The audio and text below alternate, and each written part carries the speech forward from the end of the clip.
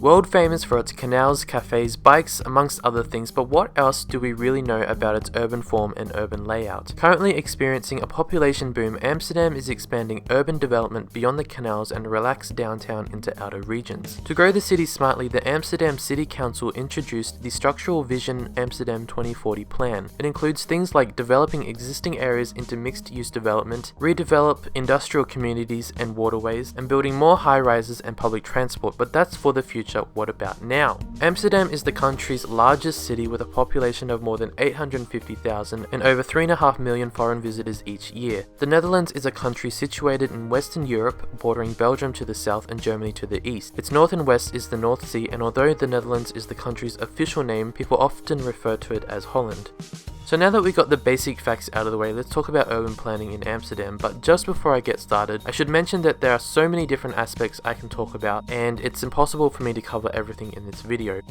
Amsterdam was originally founded as a fishing village somewhere in the 12th century. Like many other European cities, the original settlement area has a windy layout with little structure to it.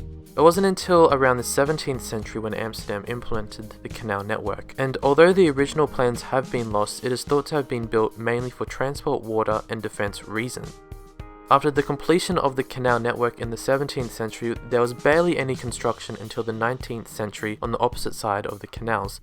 Nowadays, however, we can find large new neighbourhoods built in western, southeastern and northern parts of the city. These new neighbourhoods were built to relieve the city's shortage of living space and give people more affordable housing with modern conveniences. The neighbourhoods consisted mainly of large housing blocks situated among green spaces connected to wide roads, making the neighbourhoods easily accessible by vehicle. Much like majority of the cities in the world, geography has played a major part in the layout of the city. For majority of the Netherlands, the land is generally flat, which allows for continuous urban sprawl, which we can see today. However, the biggest issue the Netherlands has had to deal with was sea level. Amsterdam is actually around 2 to 4 meters below sea level, and without dikes, majority of the country would not exist today. How the Netherlands actually combated the sea is a whole other video. Highways in Amsterdam are definitely not as intrusive as they are in the US. You can notice there is no major highway splitting through the city area, but much rather just circles inner areas. There are definitely main roads throughout the city and even major tunnels. The only one worth mentioning is this one right here. On the opposite side of the river, you can see it is a main arterial road, but once it comes into the city area, it just fizzles away. This is a great example of how it's not always necessary to implement a highway directly through the downtown. So since there is a lack of highway, this definitely encourages more walking, cycling, and the use of public transport. And Amsterdam is a real great example of how this can work. Transportation by car is actually discouraged by the local government with steep parking fees, and a great number of streets are actually closed off for cars in the city centre. With the lack of highways throughout the city, limited car access, and more cycling and walkability options, it overall creates a more relaxed and positive atmosphere. It can even encourage a healthier lifestyle and can benefit the local economy. Some people go as far as calling the atmosphere of Amsterdam like a large village. I should also mention it seems there is a height limit in majority of the inner city area, which could definitely help keep the village and relaxed atmosphere going. There's been several draft developments made in order to construct a highway through the downtown area, but all have been rejected. So due to the lack of the highways in the inner area, Amsterdam is known as one of the most bicycle-friendly cities in the world and is the centre of bicycle culture. Between 40 and 50% of all city journeys are made by bicycles. Most main streets have bike paths, and bike racks are pretty much everywhere throughout the city. There are more than 1 million bicycles in the city, and just in case you're wondering, around 25,000 end up in the canals each year.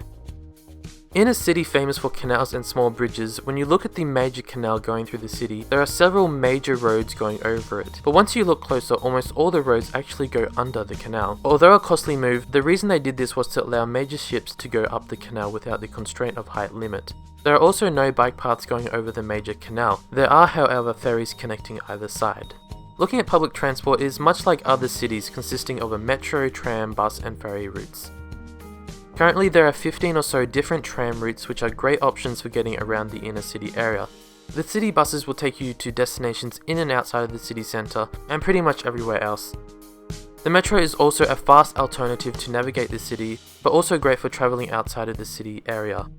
All of these options meet and link at the Amsterdam Central Transport Hub in the city centre. It really seems the city is well covered and you can easily get to numerous places in the city without relying on a car. In certain areas, the metro track actually runs between the highway. This is a real great alternative to saving space and to keep it all compact. Now, I couldn't go any further without mentioning even more about Amsterdam's cycling network. Many roads have 1 or 2 separate cycleways alongside them, or even cycle lanes marked on the road. Some 35,000 kilometers of cycle track has been physically segregated from motor traffic, which is actually equal to roughly a quarter of the country's entire road network length. On other roads and streets, bicycles and motor vehicles share the same road space, but these are usually roads with a slow speed limit. The surface quality of these bike lanes are actually really good, and routing tends to be direct with gentle turns, making it possible to cycle at a good speed for considerable distances. Cycleways come with their own set of rules and systems, including traffic signals, lights, tunnels, and lanes. All of these smaller details definitely have encouraged the use of cycling in Amsterdam and the country as a whole. You can find fast bikeways and even cycling highways for long distances. A cycle street is a road where bicycles are considered to be the primary and preferred form of transport, and where cars are technically allowed, but they're considered as guests. What makes cycling so effective in Amsterdam and even the whole of the Netherlands is just the connectability of these pathways. The government has clearly put a lot of priority to these types of networks whilst not forgetting about everything else in the city. Green space in Amsterdam is actually quite abundant. Recent studies suggest 13% of the city is green space, and if we compare that to other cities, that is actually quite good. For example, Los Angeles is 6.7% and Melbourne is 9%. And if we factor in space from canals, it definitely creates a really open, relaxed vibe. Social planning studies suggest that the more open and green space there is in a city, the more subconsciously you feel happier. Now, as I mentioned earlier in the video, the council has created the Structural Amsterdam Vision 2040 Master Plan. Basically, this plan was made to help manage the 150,000 new inhabitants between now and 2040. It includes developing office parks into mixed-use residential communities, redeveloping industrial areas and riverfronts, and building more high-rise wind farms and public transport networks. The overreaching goal is to densify existing communities and build new suburban business, commercial, and residential districts that maximize the space as effectively as possible. All of this is going to be done within the encircling highway around the city. Now, by focusing on the area within the highway ring, basically limits any further suburban sprawl outside of the highway area. Basically, the new motto for the 2040 Master Plan is densifying, redeveloping, and repurposing, and the plan has outlined 6 new main spatial tasks. These include densify, transform, public transport on a regional scale, high quality of public space, invest in recreational use of green space and water, and converting to sustainable energy. The number 1 spatial task is densify. A total of 70,000 new developments are proposed between now and 2040. Along with required infrastructure including schools, retail and sports facilities. The 2040 Master Plan also calls for the redevelopment of several waterways throughout the city and the redevelopment of the southern business district called Zuidas. The new 6 plans set out by the council are already being implemented in the south suburb of Zuidas, which literally translates to South Axis. The growth of this southern business district has promoted an upgrade to its buildings and transportation. In case I didn't mention earlier, Zuidas, or South Axis, is a second downtown area for Amsterdam.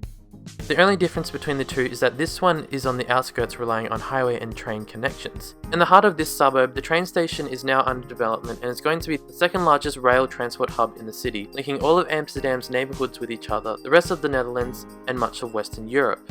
The 2040 Master Plan also outlines the needs to further implement more public transport routes and cycling networks. Amsterdam is quite advanced in terms of urban planning, and although not 100% perfect, it is definitely on the right track and should be a model city for others who want to achieve similar outcomes. Cities can learn a lot from their former self, and this is exactly what Amsterdam has done. Before the rise of cars, streets were filled with people. Everyone was connected. Nowadays, in most modern cities, people are definitely not connected, they are more car-centered. Amsterdam is slowly taking back its streets and is reverting to an older time in urban planning history. I really thought Amsterdam would be a really great first city for this series, demonstrating all its advanced urban planning methods and achievements. And there isn't really much I need to recommend or suggest. And if there's one thing you can take away from this video, it's this. Amsterdam is a city for its people, not cars. Amsterdam is a social city, and a social city will give you a reason to enjoy your journey, even if it takes slightly longer than driving.